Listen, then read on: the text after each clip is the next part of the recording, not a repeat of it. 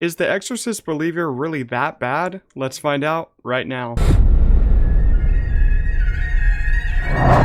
Alright, before we get started in this review, make sure to like this video, it helps out a lot. Share the video with your friends. And The Exorcist Believer is like a legacy sequel to the original Exorcist, which I haven't seen. I know it's kind of like weird, I'm going into this movie and I haven't seen the original. I'll watch it someday, but I just didn't have time with my schedule to watch the original film. But in this film, we have two daughters, Angela and Catherine, and they basically show signs of demonic possession. And this is another kind of legacy kind of franchise that David Gordon Green is directing, because he directed the new trilogy of Halloween movies that came out. And I thought Halloween 2018 was actually really awesome, really amazing. Halloween Kills, I liked a little bit. Halloween Ends was kind of a disaster.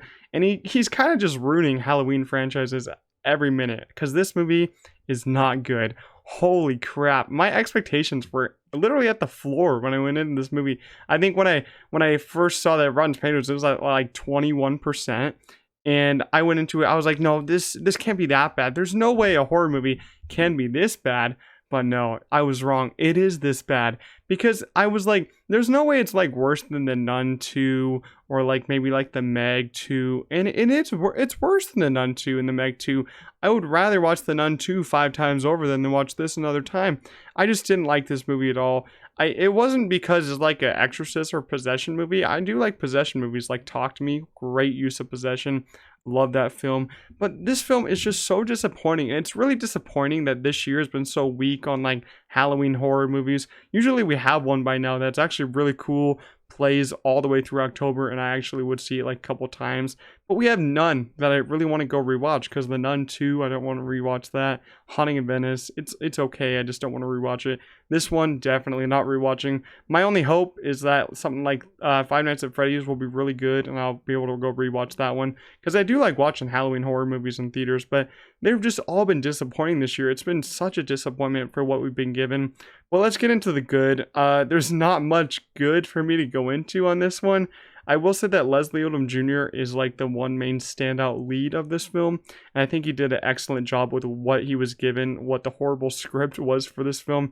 His performance is the best in the movie. The two girls in the movie, I think they're pretty decent, I would say, but I think that what they were given also just wasn't great. The script just wasn't the script really had me thinking, was this a comedy or is this a horror film? Because this movie wasn't scary. But that's kind of all I have for the good, I would say. I mean, the score is pretty good. You get to hear the famous Exorcist kind of score. But yeah, Leslie Odom Jr. is like my only really good part, I would say, of this movie. The bad would be that it's not scary. This movie I laughed at more times than I really jumped. There's one jump scare that actually kind of got me, but overall I didn't feel any tension in this movie, and I didn't think it was scary at all. People always tell me that the original Exorcist is like a cult classic, builds a lot of tension, is kind of scary in those last minutes, and I'm like, oh, I don't know if I'm ready for that one. If this one really disappointed me, I'm wondering if that one will too. But because this one just, it had so many scenes where it could have been scary, there could have been a lot more tension if they would have held shots or kept the scene going on for longer. But there's so many stupid cuts that they do in this movie. They just cut away from all the scary parts or any of the action. So it didn't lead me to any really scary scenes. And this movie is really slow. It's like an hour and 55, but it feels like 2.5 hours of an experience, because you have a first act and you have like a first 20 minutes that doesn't even need to be in the film. To be honest, I really think that those first 20 minutes wasn't needed, and that could have literally been left in the cutting room, because it kind of intros our characters, but in a way that I didn't really care, and they bring it back in the end with like some they kind of flash it in some of the cuts, and I didn't really care about it in the beginning, so why would I care for it in the end? And the pacing is so slow towards the middle, and you hardly have any really demonic possession scenes except for the exorcism at the end, which was really disappointing. And as I said, this is a really laughable movie.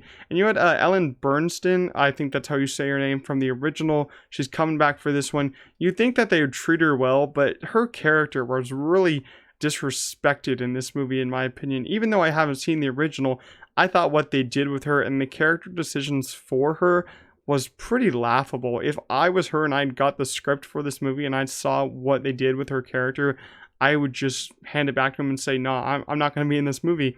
Because what if you see the movie and you see it on digital or whatever, they really just push her to the side. She's hardly even in the movie. And when she is just, she has some stuff done to her. And I was like, why do you bring back a legacy character just to really do those things to her? It doesn't make any sense. So I would say this movie is more bad than it is good. And overall, I really just didn't enjoy it. I felt like it was just so slow, and I was just yawning. I was laughing a lot because it's so stupid, not scary at all. So The Exorcist Believer, I'm at like a 3.5 out of 10 for this one. I will never revisit this one. I'm interested to go back to the original to see if I like it and how I feel about it, because I haven't seen it yet, and I will probably revisit it before Halloween. But let me know, did you guys see this movie? If you did, leave your thoughts down below in the comments. Make sure to like this video, it helps us a lot, and I'll see you in the next one. Peace out.